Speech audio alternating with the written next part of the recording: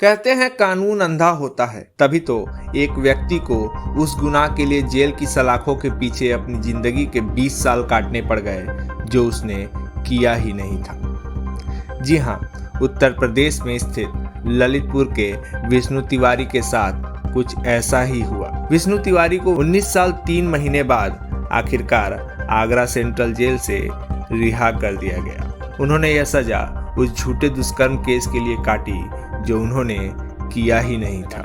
भाई साहब, हमको जब फर्जी फंसाया गया था पैसों के चक्कर में।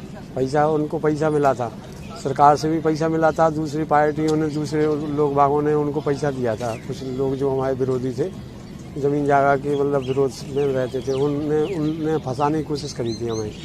हम अच्छे कारीगर थे, मतलब ठीक ठाक काम मतलब करते थे। साड़ी की भी बनाई हमने बनारस में, तो मतलब ठीक ठाक सब था हमारा, और हमसे फंसाया गया था केवल पैसों के चक्कर में। और जब से हम 20 साल से मतलब यहीं हैं जेल में, हमारे माँ बाप, हमारे भाई सब ख़त्म हो गए और हम पे कुछ नहीं बचा। तो हमारे वकील सब खा गए। रिकवरी भरी थी ज़मीन बेच के, वो भी पूरे पैसा खा गए, वकील भी, रिकवरी का भी। तो 30% भरने पड़ता है, बता रहे लोग बाग के 3% भरने पड़ता है। लेकिन हमारे पिताजी ऐसे थे सीधे साधे से, उनने पूरा पैसा भर दिया था। और उस टाइम आज 10 लाख की एकड़ नहीं मिलेगी वो ज़मीन, जो हमारी 40,000 की एकड़ बिक गई और बर्बाद हो गए। मकान भी गिरा पड़ा है। विष्णु जी, ये बताइए कि सब मौतें हो गई हमारी, 4 घर में मौतें हो गई, 4 घर में मौतें हो गई। हम तो क्या कर सकें, हम बेकार हो गए, 20 साल में टूट गए। किससे शिकायत शिकवा अपना रोते, कोई सुनने वाला भी नहीं था। 4 दीवारी के अंदर कोई नहीं सुनता। ये तो समझ लो ऐसे काला पानी जैसी जेल है। इसमें कोई ऐसी वो नहीं है कि कोई आदमी सुनने वाला हो, और कोई अंदर मीडिया नहीं जाती कि किसी से अपना दुखड़ा भी रो सको। और न फ़ोन की, हमारा फ़ोन भी नहीं, जब से फ़ोन की व्यवस्था हुई, जब से फ़ोन भी नहीं करवाया गया। फार्म भी हम पे रखा रहा, वो भी हमारा पास नहीं हुआ। और हम तो योगी जी की सरकार बनी थी, तो हम तो बड़ी मेहरबानी से हम समझ रहे थे कि शायद है दुनिया में भ्रष्टाचार ख़त्म हो जाएगा।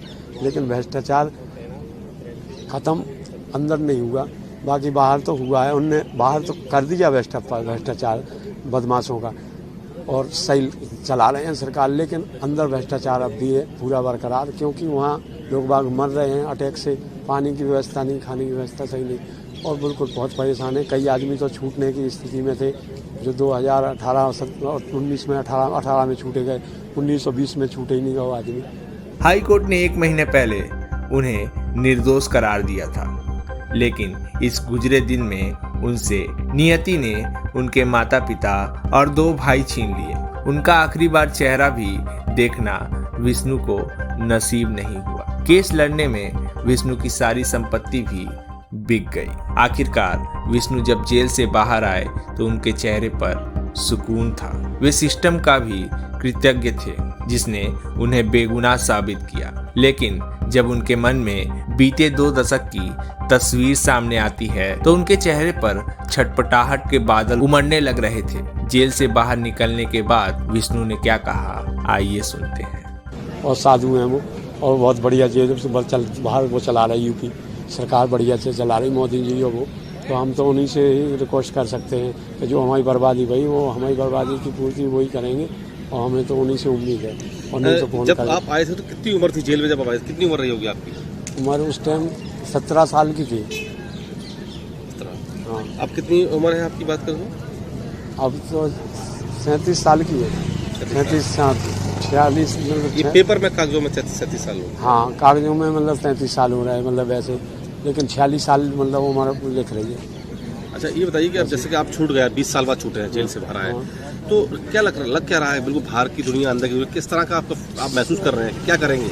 महसूस तो हम कर रहे हैं कि सर हमें बाहर की दुनिया की आज़ादी मिली है, लेकिन ऐसी आज़ादी देखो, उम्मीद है हमें उनसे, सरकार से। और उनसे जब हमारे जजमेंट में हमारा जज ने हमारी नहीं सुनी। हमारी गरीबी स्थिति का वो हुआ है, तो पैसा नहीं थे, हमारे पिताजी खत्म हो गए थे, तो वकील ने भी मना नहीं करी, वकील ने मना कर दी बहस करने से। तो सब कुछ इस तरीके से हुआ कि जज ने अपने मन की सज़ा दे दी। कोई मुसलमान, उस टाइम मुसलमान जज थे, वो हमसे पता नहीं क्या रंजिशदारी या क्या मानते थे, उनने सज़ा दे दी। जब से हम तो जेल ही में हैं, अब क्या उम्मीद करें? हम शरीर से ना टूट गए, अंदर से कुछ नहीं बचा हमें। परिवार हमारा नष्ट हो गया, भाई माँ बाप सब खत्म हो गए। तो हम बताओ क्या करें। एक भाई है हमारा छोटा, वो भी मानसिक तनाव में रहने लगा है, शादी नहीं करी उसने, सब कुछ परिवार में उजड़ गया, ज़मीन बिक गई। अब हम क्या कर सकें, हमें तो उन्हीं से बस योगी जी से ही। शादी वादी भी नहीं हुई थी आपकी तो? शादी भी नहीं भई हमारी, तो हमारी शादी का टाइम तो जब ही होता कुछ दिन समय, उससे पहले ही हम जेल में आ गए, तो शादी कहाँ जिन से लोगों ने होती। मुकदमा लगवाया था, तो क्या चाहते हो आप? क्या क्योंकि फर्जी मुकदमा साबित हुआ, निर्दोष आपको बरी कर दिया? सर हम तो भाई साहब और निर्दोष ही हैं, तो हम तो मतलब हम दोषी कहाँ हैं, निर्दोष ही हैं। मैं तो और मारने की धमकी और दी, 5 आदमी मार थे उसके। वो बिगड़ेल घर था, मतलब बिगड़ा हुआ घर था उनका, बचलन का हिसाब थोड़ा सा वैसा रहा, तो हरिजन एक्ट का हिसाब था, हरिजन एक्ट लगवा देते, पैसा मिलता था उनको उस टाइम, पैसा के हिसाब से मतलब हरिजन एक्ट बनवा दिया, वैसे झगड़ा हुआ था।